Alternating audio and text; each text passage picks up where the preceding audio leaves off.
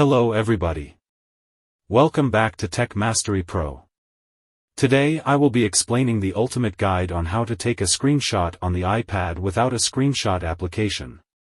If it's the first time you are watching my video or visiting my channel, please kindly hit the subscribing button to subscribe. Tips on how to create screenshot on your iPad. You simply need to follow these steps. Go to screen you would like to create a screenshot. When at the screen, click on the home button, and while pressing that button, press and release the on/off button at the top of the iPad.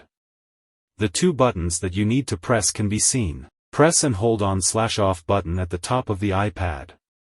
Hold on the up button. Press the home button and hold the up button. Press and release the on/off button at the top of the iPad. It will screenshot the particular screen you choose.